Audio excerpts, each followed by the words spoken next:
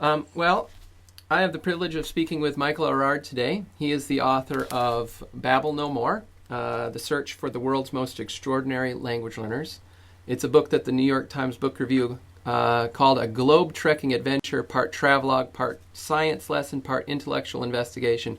It is an entertaining, informative survey of some of the most fascinating polyglots of our time. And I read the book and couldn't agree more. And so it's great to be with you today, Michael. Thanks for being with me. Thanks for inviting me, Aaron. It's great Yeah, to talk to you. great. Well, I'd like to begin just by talking a little bit about your own language learning journey and kind of what that looked like for you, what your experience has been in learning other languages. Yeah, so I think I'm someone who's totally ordinary. I'm not one of the people that I write about, nor do I really want to be, necessarily. I always, growing up, I had these ambitions, to speak French. My family's ethnically French, and I always had it on a list of things to do, but I never really got very far with it. But ended up in Spanish classes in high school and college. Ended up doing a junior year abroad in Colombia. So spoke a lot of not only spoke a lot of Spanish and had a lot of opportunities to use it in real world settings, but was around people who really had a facility that really both impressed me and intimidated me. Yeah. And I had a girlfriend who had grown up with lots of languages and just had an incredible ease doing that. And then she and I were supposed to go off to Asia to teach English, either in China or Japan or Taiwan. This was the 1990s, so it was still a kind of wild west where you could do something like that. Yeah. We ended up splitting up. She ended up in the mainland. I went to Taiwan and spent a couple of years really just learning a lot of Mandarin Chinese from little kids, Yeah. which was an interesting way to learn the language, just because there was so much. It was so simple and it was so repetitive, and they were so friendly and open. And so when I look back and compare my abilities in Spanish and Chinese, I have a much larger vocabulary in Spanish because I'm literate in the language too. But the grammar feels very kind of artificial and forced to me. Like it's obviously something that I've learned. Whereas the Chinese, the grammar, my sense of that structure is it just feels so natural to me. Sure. I would have been in my mid-20s when I was learning that. Yeah. Um, but because I'm not literate in the language, which is another interesting experience for me. I'm like a really literate person. Like I read and I write a lot, and that's an important part of my identity. To not be able to, go into a bookstore and know what I'm looking at was a really big shock for me. Sure. So when you talk, I really, I think I identify a lot with people who come to this country Sure. and who aren't literate in any language, and the kind of struggles they have, particularly as adults, Yeah. and trying to work with that. So, I've traveled and try to keep up my Spanish, when I need it, and didn't look at Mandarin for a long, long time, but then had an opportunity to go back. It's just interesting to have these things in your back pocket, Yeah. or in the back of your mind, and to be able to reactivate and use them. So I've had some really interesting experiences bringing those things back. And then I've always had these ambitions to, like, hey, let's do another language, something that would have maybe an easier writing system. So something that I could read a lot of. Yeah. So I tried my hand with Russian, which didn't work out very well. I described that experience in the book. Yeah. And I for the next book, I need to. I'm going to set myself the challenge of reading this one particular book in German, Okay. instead of getting it translated, which I had done in the past with some German materials. And I'm also going to need to. I don't know how far I can get with this, but I need to learn some Hmong.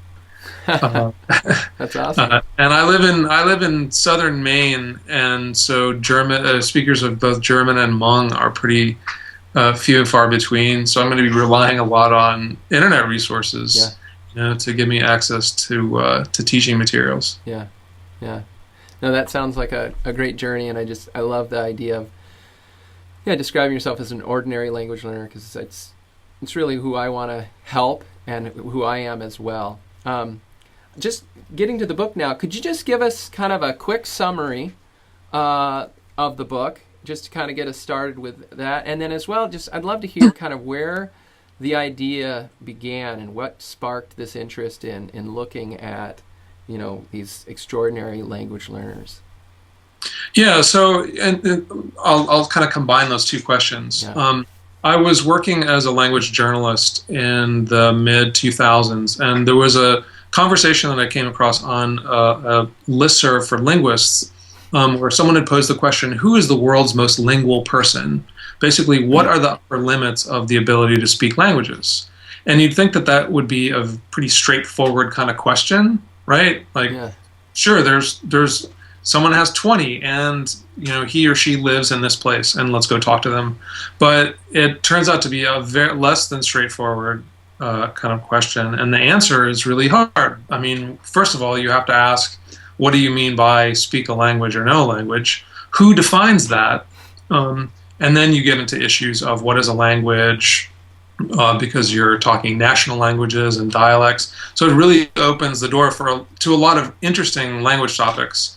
But the fact that the linguists on this listserv had an argument and couldn't agree on even the way to ask the question suggested that there was a really interesting story to tell. Yeah. And also what was interesting was that there were, everyone has these stories, it seems to me, about some uncle or someone, like a high school Latin teacher usually comes up, who knew a lot of languages. So there's a folklore about people who are really prodigious, not only talented at learning languages, but who accumulate a lot of them. Yeah. And even though there was this folklore, it was something that linguists themselves, applied linguists, people who were involved in researching and trying to understand certain kinds of language learning phenomenon, they had never looked at this group of people at all. And so there was folklore, and then you had just a lot of kind of myth and hoax and people making claims about their abilities, and then you had organizations like the Guinness Book of World Records involved with things. And Guinness is really good at counting the number of hot dogs that someone can eat in a minute, but as far as counting or certifying someone's language abilities, they should just stay out of that business. So it just seemed like there was a really big opening for kind of trying to provide like a clear answer to some of these questions, like specifically that question, what are the upper limits of the ability?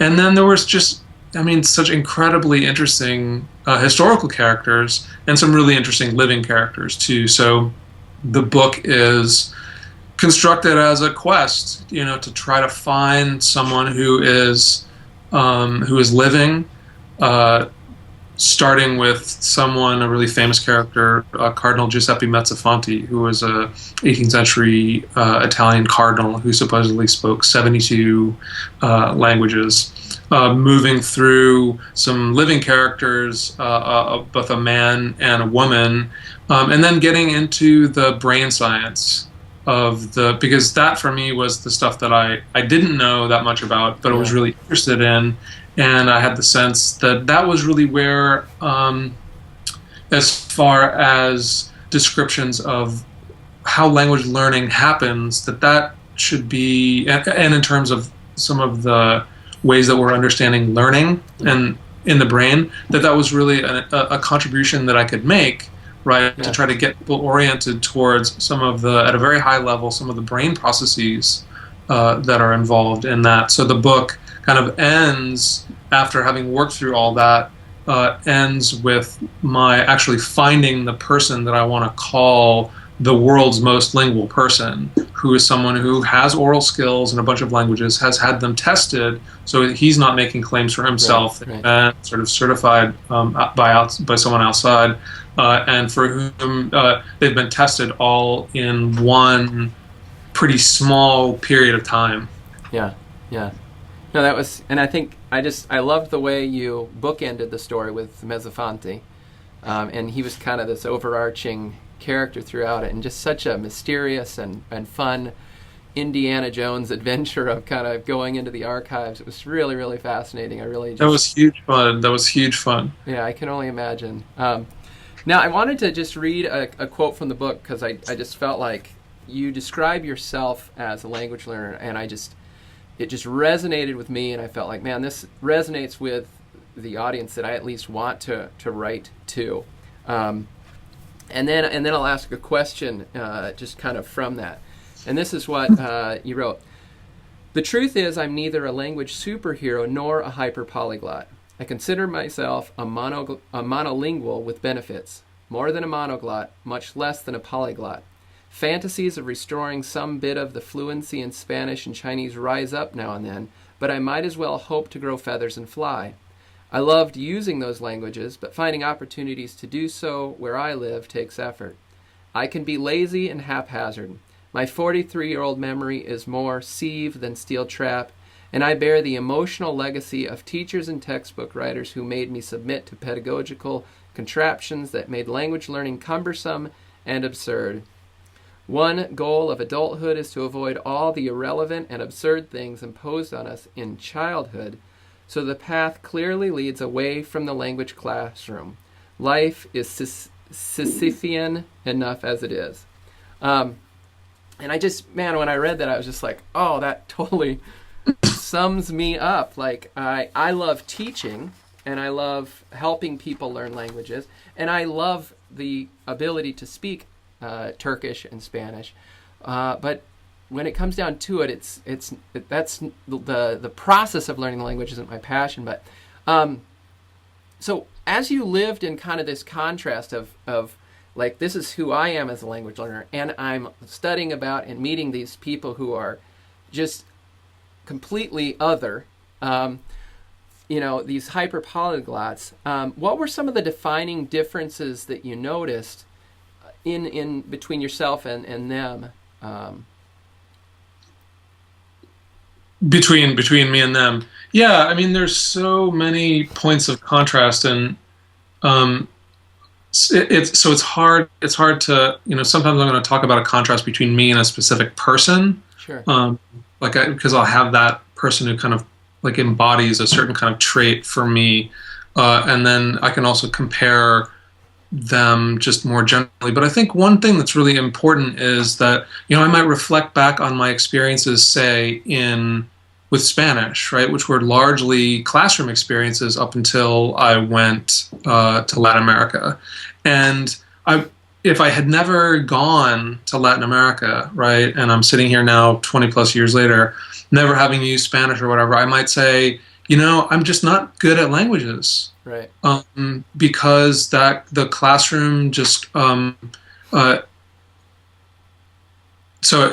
would have gotten a certain grade, or I would have walked away from that thinking that I was a certain kind of speaker or a certain kind of learner without ever having tested it in the real world. And I think that a lot of people tend to do that they take their classroom experiences in traditional classrooms back when teaching happened a certain way, when it was all like the teacher knows everything and there's just a bunch of like empty brains, and the brains have to like sit still in their seats so that the teacher can pour the stuff in. Like, conceptually, that's really how it works. Yeah. The people walk away from those experiences going, I'm no good at it. I'm no good at language learning. And as a result of that, they never pick it up again, even though approaches to teaching are so much different now, and there's so many opportunities now that are, that don't happen in classrooms, or don't happen in sort of traditional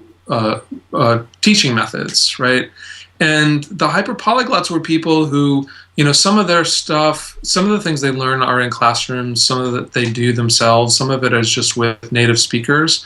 But there was that sense of like not wanting to be defined by your past negative experiences with something. In a sense, there was this, there was a kind of confidence and a kind of willingness to try stuff out. Yeah. Along those same lines, I'd say that, the stuff that we encounter in the traditional classroom are, those could be very like a narrow set of methods, right, that don't allow people to experiment or don't allow people to play around with to match their own specific learning style or their cognitive style or what their ultimate outcome is, right? And what it really, what one way that the hyperpolyglots really seem to shine and like find, I think, and this is one of the major advantages that they have, is that they look for the things that match them. They look for the methods that match them. So, a lot of people will ask, so what is the method or what is the secret? As if like all of these people, you could somehow sum it all up to one big piece of knowledge or something and do that thing. And it's really not a single thing to do, right? That they all do. Like they each have their own method, or they each have their own secret, in a sense. Yeah. And I loved in the end of the book, someone had shared with you a quote, I think, of that methods are like medication. I love that quote. Yeah, and just that it works for some, and it's benign for others, and for others it's toxic. And I just as a language coach, that's something I come up with all the time. Is people, they show up in a country or they decide to learn a language, and so they don't know anything about it, and so they just sign up for a class. Some people do really well in the class because it fits them. And then those people who don't feel like, well, I don't have a gift, or those people are gifted. And so much of what I do is just giving people permission to be like, it could be that you just aren't meant to be in a classroom, like that's actually hurting you, and just helping them kind of have there's another way to do this. It's absolutely like this revelation, and it's like all of a sudden there's this freedom and an empowering to go out and try something else, and then they all of a sudden kind of come alive, and it's like, oh, this is actually like enjoyable. Yeah.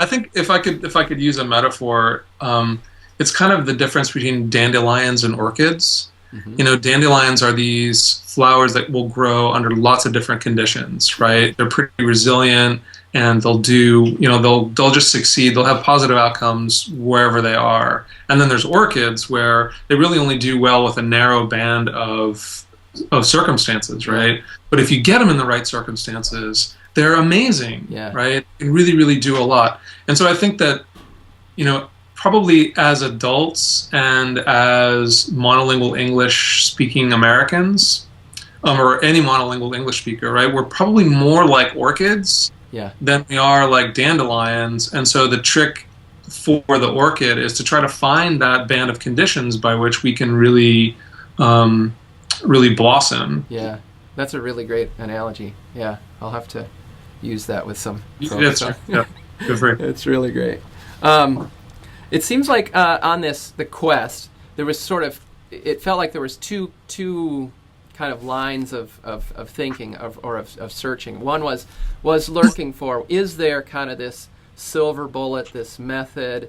What is it about these guys? What do they do that makes them so amazing at learning languages? And then the other was the brain science of saying, are they built differently? Is there something neurological about what they're, how they're built that allows them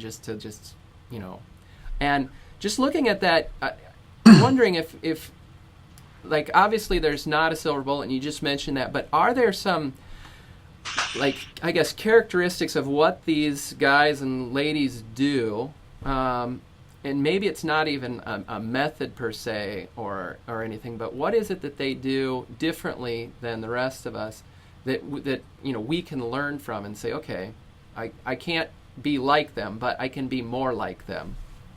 Yeah, I mean, I think so. There's a couple things. I think one is the, kind of embracing the repetitive nature of the task. All right. Yeah. And trying to design repetitive tasks that are pleasurable, right? And not pleasurable in the sense that they're fun, right? Or that you would necessarily choose that over going to a movie, right? Because in that sort of competition, the movie is always going to win. But pleasurable in the sense that your brain feels a particular, like it feels good to be engaged in that kind of work, right? And I don't know. I mean, where have I gotten that? I don't know if you've ever sat down and there was actually a famous poet, I can't remember who right now, who used to, before he would sit down and write every morning, he had a box of screws and he would just sort the screws. They were all mixed together. He would sort screws, and that would be the thing that would kind of put him into the kind of contemplative mental state whereby the poetry that he wanted to write would really come to. So I think there's kind of I mean, he probably ended up like knowing a lot about screws and as well. And I sort of think of language learning processes as sort of the same way, that you can set yourself kind of screw sorting activity, the end of which you end up with something that doesn't look like much, right, at the surface, but that in the process of doing that repetition, you've achieved, you've learned a lot about the things that you're putting your hands on, number one, and number two, you've put yourself into a certain sort of mental state whereby the stuff that you're putting your hands on, you sort of learn it much better, and it sets you up to go, that was really, like, I really like doing that, I want to do that more. So that feeling of reward, right? Not in an M&M sense, because we have this whole circuitry in our brains that's already set up to reward us for doing things that we like to do. So it's just, they seem to be people who are particularly, I mean, they were particularly good at manipulating that reward system, I would say, number one. And then there's just the question about whether or not their reward system is, sensitive to those kinds of activities in a way that other people's brains aren't. I mean, that's total speculation. I can't to be an expert in that, and I don't know that there's not really been that much sort of research done on linking dopamine risk reward with language learning. Yeah. Well, and I'd like to ask you about that, but I mean, that's one of the things, as I was reading the brain science part, and just even that whole line of reasoning, there was part of me that was kind of like, I'm not interested in this because I want to be pragmatic. And if my brain's not wired that way, well, then, and so if it is this kind of genetic thing, it's kind of like, what can I do about it anyway? But I think it's interesting in reading it, it seems like the question arises is, are they born this way, or because they do these things, do their brains develop this way? And did you kind of feel like you came to a conclusion about what's going on in the brain, or is there just a lot that's still left to science to continue to discover? I mean, there's so much work being done right now in what you'd call the neurobiology of learning that's going to be really interesting, provide interesting answers, or provide some answers to these kinds of questions in the next decade, right? I mean, it's going to be incredible. So part of the task of the book was to say, there are these people who have these incredible outcomes, right? If we just attribute their outcomes to some amount of motivation on their part, right, that doesn't really make them very interesting from a scientific perspective, right? And also, we just know it to be true that if you take two people who have the same, they have the same thing at stake, right? So the motivation levels should therefore be high, right? However you want to talk about motivation. They'll have different outcomes. So how do you explain the different outcomes on the basis of that same sort of motivation? Well, there must be something that is intrinsic to who they not who they are, but what their brains are able to do. So I think that another kind of thing that I wanted to contribute back to language learning communities was to say there's been so much of a focus on the self as the kind of basic unit of language learning in a way that I think might be detrimental a little bit. Whereas if you could shift the focus to the brain, then you might be able to, then you're making people less responsible for both positive and negative outcomes in a way. And it also seems to open up the door for talking about the sorts of environments that people work in, the sorts of methods that they use, the kinds of people that they work with. So there's much more of you can intervene, you can think of interventions in a much richer way than if you just throw everything back on someone's willingness to be disciplined, or have motivation. So maybe that's a little bit far from.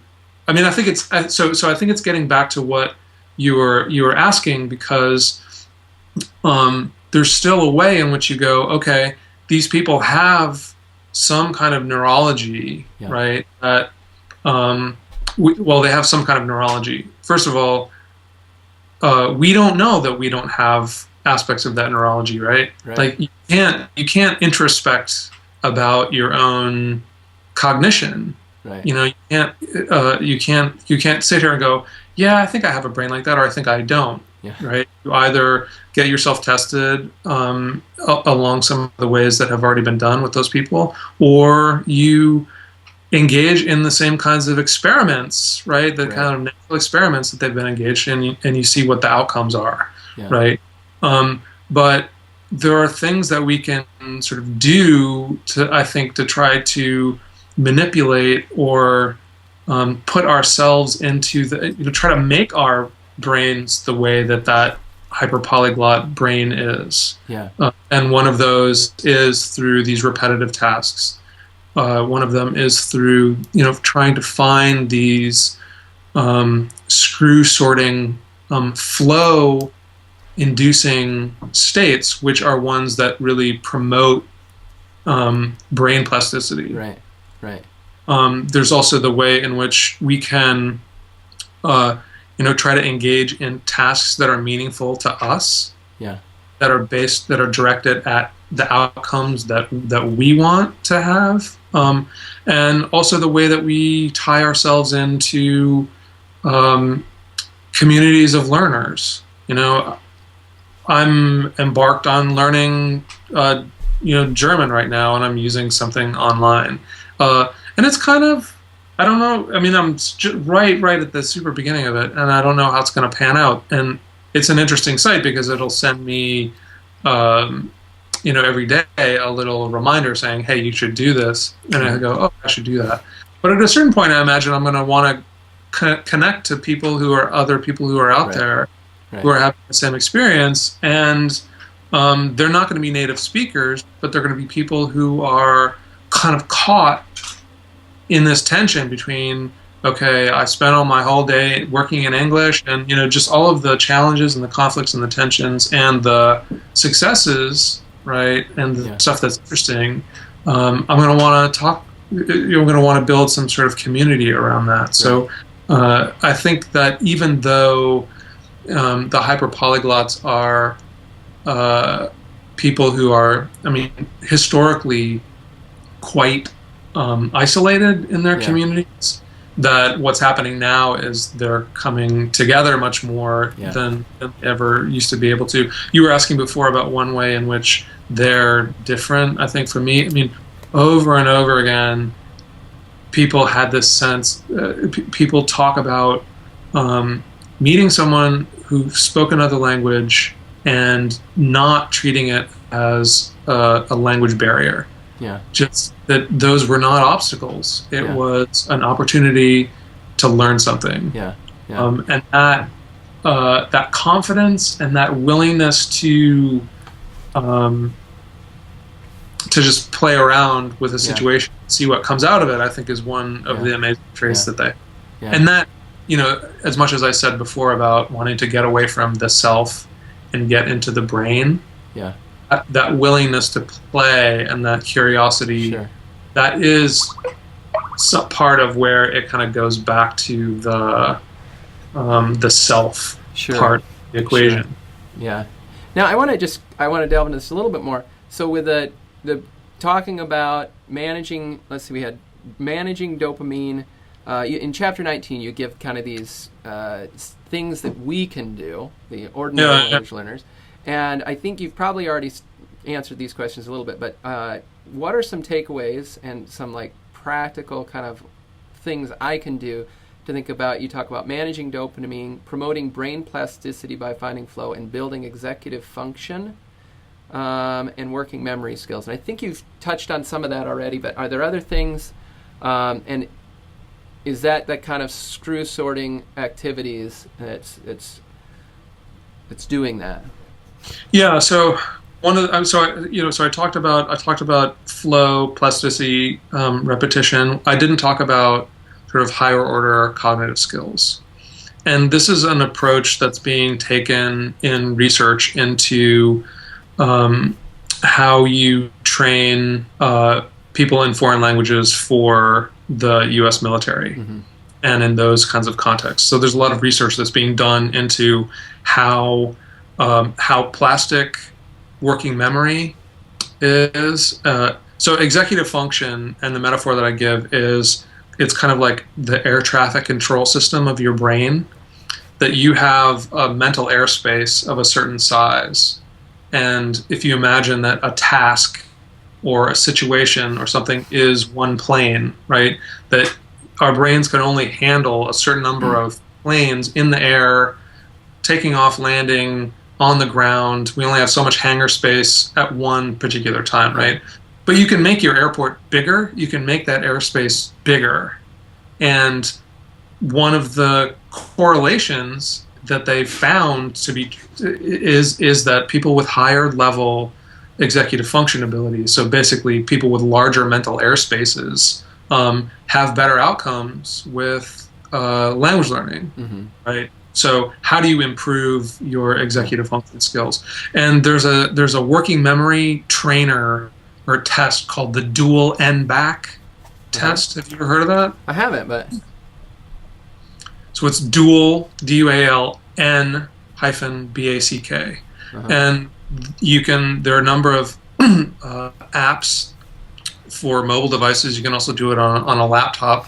But it's simply an activity where you'll get two screens that will flash different kinds of stimuli, and you're supposed to hit some button if you see a repetition at 2 or 3 or 4 moves back, right? So this is a working memory builder exercise. Sure. So probably what's true is that people aren't working their working memory abilities to the degree that they're able to do, right? And that people, when they spend a certain amount of time with these trainers, that they're able to actually change and improve these skills, and that these skills feed directly into what the sort of skills that they would need in foreign language, in the language learning. So that's pretty exciting. What you have to realize is that probably you can train up like 15 to 20% on the working memory stuff. So it's not like it's going to solve all of the problems, but it's going to give people an edge, because it's going to allow them to store more new words in their heads as they're trying to figure out like the grammar of a sentence when they're trying to say it, right? It's going to allow them to store more of the sounds of a new word, as they're trying to figure out what they've heard, but also in order to produce it in a particular way. And there are lots of other kind of practical applications for this in the way that we interpret and produce language, that I think that foreign language learners would be really interested in. So that's one thing that I talk about in the book, and not to go too far on that. Do you want to go to can I go to that chapter specifically and make sure there was anything that I didn't miss? So managing dopamine,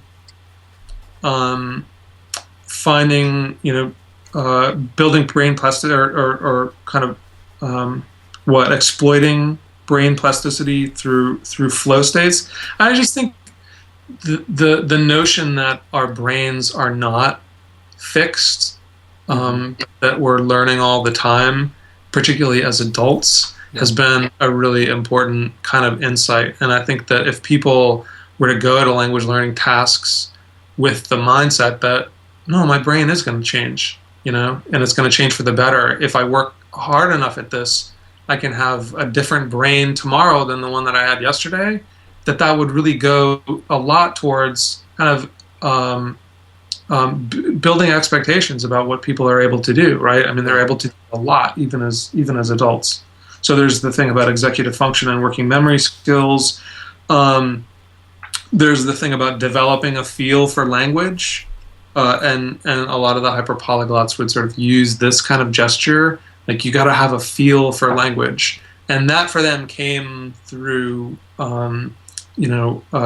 working with a lot of languages. Yeah. So that when they encountered a new one, they and I don't really know off the top of my head really what sort of recommendation that would mean, what that would look like for ordinary people, right? But I mean, I think playing around with more than one language, right? More than one new language is definitely one way of, and languages that are very different, to make you go, if your target language is German, to spend some time with a Hindi grammar, not with any kind of sense that you're going to be a Hindi speaker or anything like that, but just to go, oh, yeah, okay, you can put a verb in a different place, or this is what different pronoun systems look like, or something like that.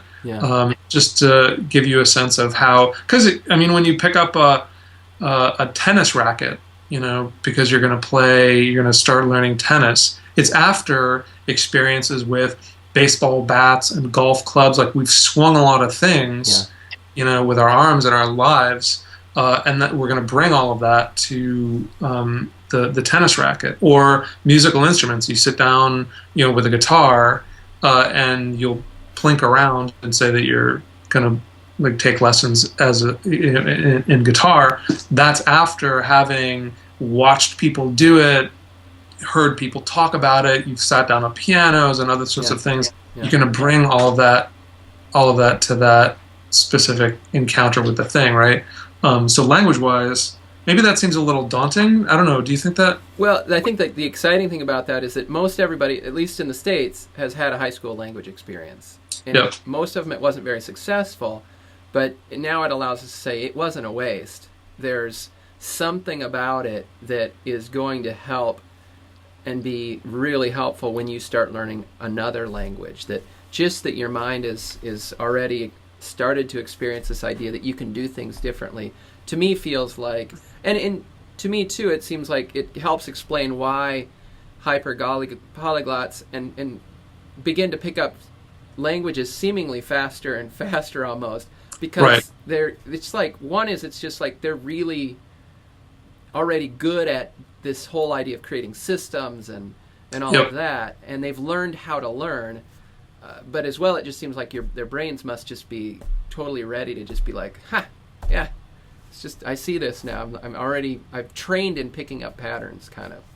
I think that's that's part of it, and some of that pattern seeking, some of that analytic ability is stuff that their brains already have, but it's obviously trained up, to a very high degree. Would you say that most of your audience are Americans or not? No, most of so probably like 50 to 60% native English speakers, and then the rest are 40% or so are people from all over the world who are English language learners. And probably that group is much more bilingual, multilingual than the English-speaking crowd. All right. Yeah. So maybe the other thing that I would say is maybe more applicable to the American part of part of your audience, but I think it applies to everyone, that we can get into a kind of idea of ourselves or idea of the cultures that we live in as being ones where languages are not learned, where other languages are not learned. And I think if you just go back just a couple generations, I mean, people need to figure out, what is the language history? Sit down and tell your language autobiography. What language was spoken by, your grandparents, by your great grandparents? When did they start speaking English, and how did that happen? I used to teach like a language autobiography when I would teach linguistics classes, and it was always just mind opening for students to see, wow, I think of myself as a monolingual English speaker, but I know that my grandmother came here from another country and spoke another language. So, like, generationally, most of us are really not all that far from an immigrant language and an immigrant experience, right? And I think if you tap back into that, you can go, no, we're totally a culture where language learning happens. Yeah. That is also part of the way that we conceive of the project that we're doing ourselves, and why we should persist in doing it, because that's who we are, right? We learn languages. Yeah, for sure. And even the United States, I remember reading that the governor of Minnesota in like 1911 or something went out to do his tour of the state and took like 17 interpreters with him. Because it was just like every community was going to be a different Northern European group of people whose command on English was relegated to a few men in the community. And it's just like, so it's not that far long ago. I wanted to go maybe through some other parts of this. So I think another thing that I say in that chapter is, if you want to be skillful at languages, you should find your tribe. And I was talking about that earlier in the sense of wanting to be connected to other people who are having an experience with a language, learning a language, not necessarily with native speakers, in order to process and talk tips and talk about the emotional consequences and the psychological consequences of that. And then the last one was, whatever the method is, stick to the method, or at a certain point you have to tolerate the absence of quick success. Yeah. So you just sit and do, and I think this is a place where, you can really put very self-based approaches together with brain-based approaches, but that you're sitting down and you're doing a task and it doesn't feel like you're making any progress, and you're at a plateau, and that you should continue doing the thing that you're doing because your brain is changing, right? Yeah. So that's like, we as conscious selves, we don't have access to the ways in which those changes are happening, but you just have to know it's changing, it's happening, right? Yeah. And at a certain point, it's going to crystallize or become concrete in a way that actually becomes visible and accessible to the self. But the brain is always doing stuff over on the side. Yeah. Yeah. No, and that one's I think that's the thing for so many ordinary language learners, is that it's not something that we're necessarily totally passionate about. And so when it doesn't come quickly, it's real easy to just kind of... And I always tell people, I don't know anybody who actually quits learning another language. It's more of it just sort of disappears.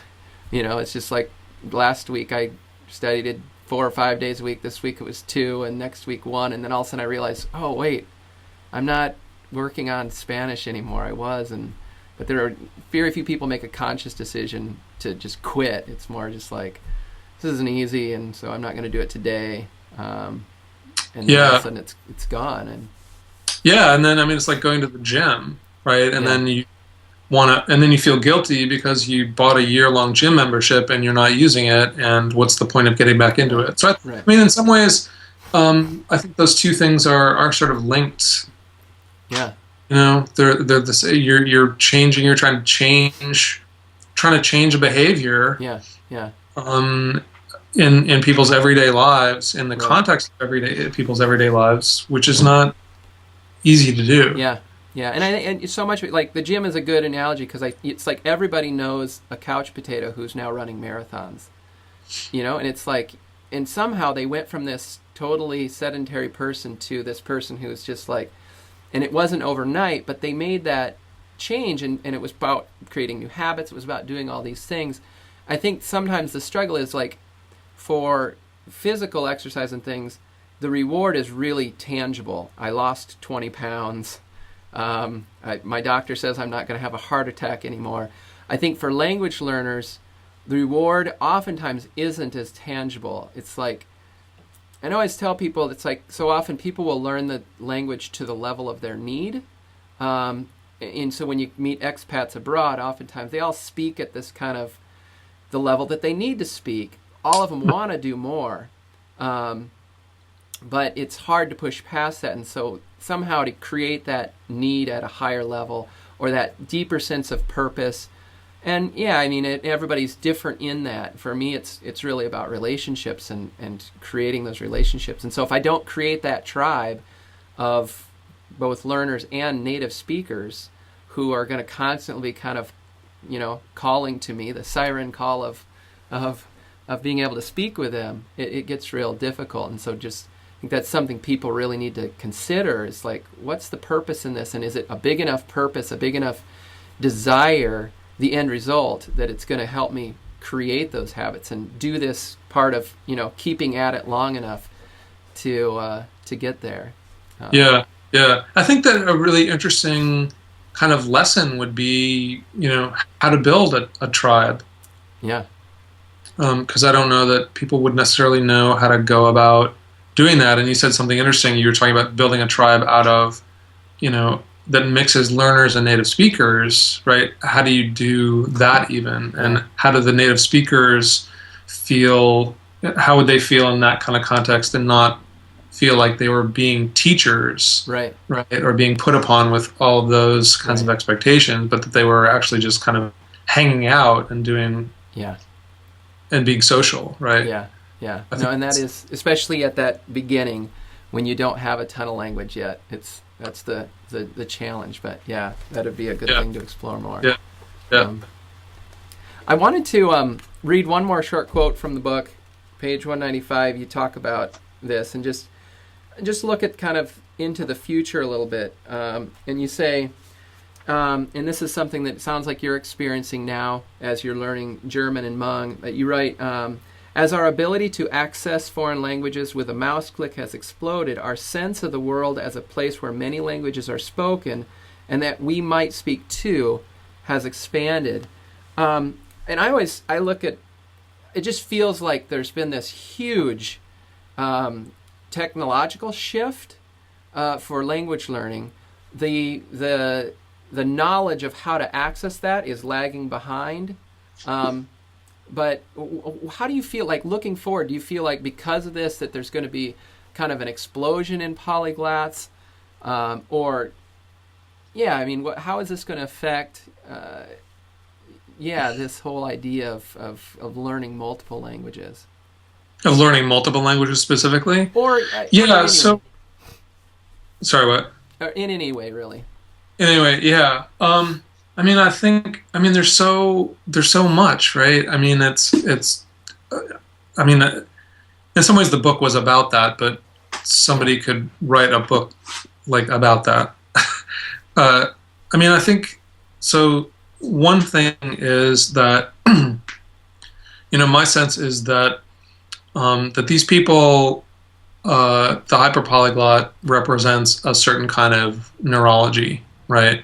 And that those neurologies get selected by certain environments, and that's how they grow, right? That's how they develop. And the reason that we don't have more of that hyperpolyglot neurology around is because it's never really been selected, because there haven't been that many environments that have been massively multilingual in that way, right? So that you could have Mezzofanti, who was in the Vatican, which was probably the only place in the 19th century where you could find all of the languages of the world represented in one like square block, really, right? Just not a very large area. But that is so commonplace now. And it's not just in places like the Vatican or these very clearly multinational institutions, but the way that business works and the way that economics works, just your ordinary little consulting company or whatever, in order to grow their business is going to need to be multilingual, right? So there are going to be way more opportunities for people to be multilingual. And way more of a need for that, and I think that proliferation of environments is going to mean that those people with that underlying neurology, that they're going to find a place. Yeah. So just from that perspective, we're going to see much more of it, I think. Yeah. So there's that. Another part of it, and it's related to that, is just how when you untie place from language learning through the internet, that you get access to so much more, to so many more languages and to so many more experiences using those languages to whatever sort of degree that you want. So I started using Twitter pretty heavily about a year ago, right before the book came out, and I ended up with people in my feed from all over the world who are posting in 4 or 5 languages, over the course. So I'll look at it, and there'll be all of these different, and there's Spanish, which I can read, and there's Portuguese, which I can sort of figure out, and there's Italian, which I can sort of figure out, and French sometimes. And then there are languages that I can't figure out at all, but I can identify them and know what they are. So there's a way in which the technology is kind of collapsing worlds and putting all of that stuff in front of our faces. Yeah. I mean, I live in southern Maine, which is a pretty homogeneously English-speaking and like Anglo world, right? But I can still sit down on my computer in my office every day, and there's all of this diversity right there in front of my face. And so that is something that's going to increase. And so the question is, how do you, what does that mean? What does that mean for us, for anybody as, an identity? What sort of things what sort of information do we consume? How does that change those sort of patterns?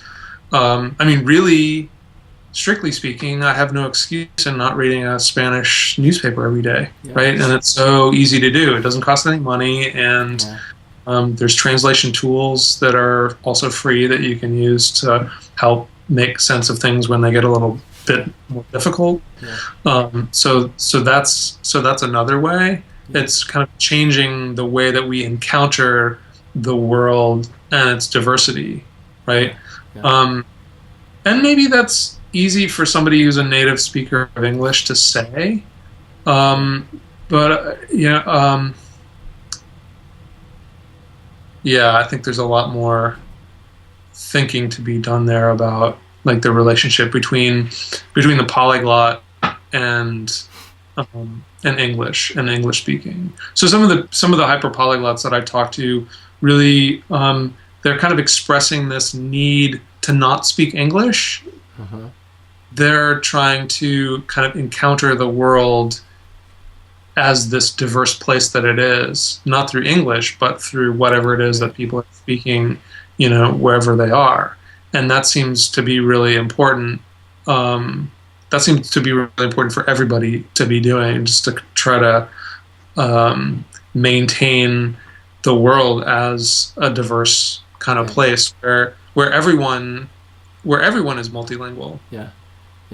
No, that's really I think it's an exciting time, and that's really what I try to do with what I do in my writing. Is not so much is just teaching people how to go about to access all this new. The ability to learn languages on your own has never been greater, and I feel like the thing that's missing is knowing just how to do that for kind of the ordinary average person. So it's exciting. The book came out in the spring of 2012? It came out in January of 2012. Okay, so in January of 2012, it's been almost a year now, and probably finished writing even before that. Are there any things that have come up since then, or people you've met that you've thought, oh, I wish this could have been in the book, or do you just kind of done with that? And I mean, so I'll just say one. So a couple things. I mean, that's a great question. I love that question. I had traveled all over the world to try to meet, people in multilingual communities, to meet, hyperpolyglots, the people who had won those contests in Europe, and I was living in Portland, and my upstairs neighbor said, "You're writing a book about people who can speak a lot of languages, right?" And I said, "Yeah." And he said, "You got to talk to this guy that I went to high school with." I was, "Really?" And it turned out that he went to high school with this guy who has since gone and gotten a PhD in linguistics, but is this hyper polyglot, somebody who learns languages for fun and learns a lot of them and has this really interesting repertoire of all of these different languages. His name is Connor Quinn, and he did a TED talk in Maine just about how long it takes to learn a language. I could send you that link if you're interested. Yeah, that was really great. So just to realize that there was somebody who was that close to me and who loves to talk about it and who is very insightful about his own learning processes and things like that, and has a lot to say. I thought that I wish that I could have included him in the book, just because he's a neat guy. After the book came out, I got emails from all kinds of people, from all over the world who are just, people who say, "Yeah, you described me perfectly. Thank you for describing me, because I never, I can do this. I just have this sort of ability to do this with languages, and I don't understand where it comes from, and I thought it was just me." And so to know that there are other people out there like them was really comforting and liberating. Cool. And so this is people describing themselves, so we'll take that for what it is. But people talking about the number of languages that they've worked with, and also the people who are massively multilingual in that way, but also massively musical. Yeah.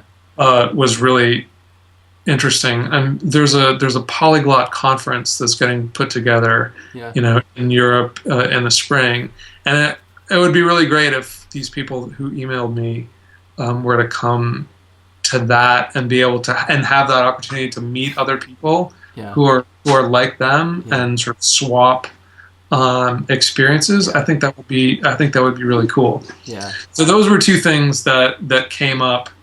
And of course, a third thing was people saying, "Hey, there were these historical figures, these other famous hyperpolyglots that you didn't put in the book. Like, it would have been really great if you could have talked about Mario Pei, or if you could have talked about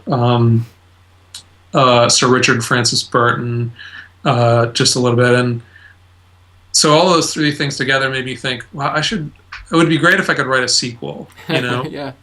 Because there's more brain science now than there was, and I have access to it in a different way. So there would be that part, and then just all of these characters, right? To let them add their voices to the mix. Yeah. Well, that would be a fun one. So, to end with, I'd love to hear kind of one piece of advice you'd give to kind of a beginning language learner. Whatever that would be.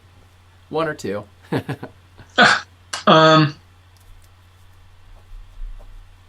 Yeah. Something that I haven't said already?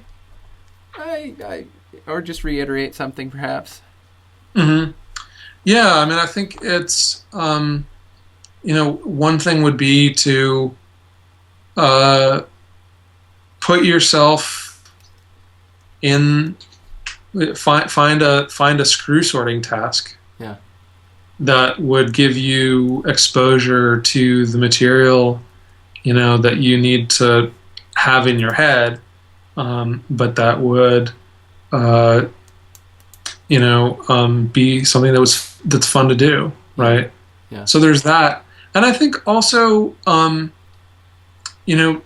do some task, or find a task. I'm saying task, and we associate that with words, but like some activity, or with work, but some activity that is whose main focus is not the language, but is doing something else. Yeah.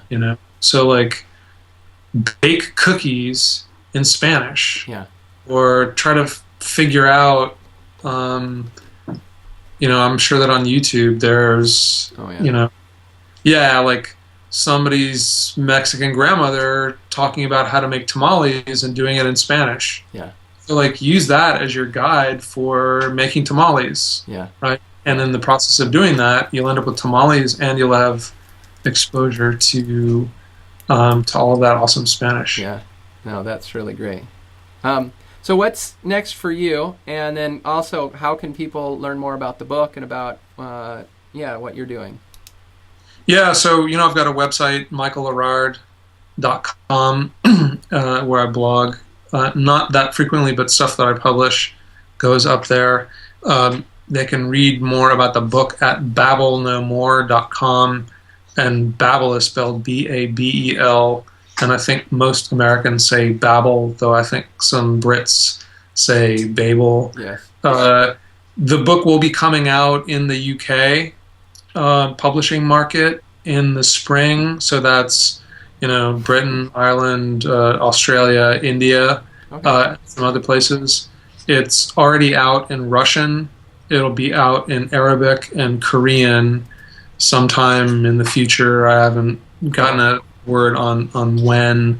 And of course, I'm always looking for opportunities to get it into Spanish. I'd love to get into Portuguese, French, German, and Chinese. Yeah. Really as well. Those seem like, and Japanese. There's been a lot of interest in Japan.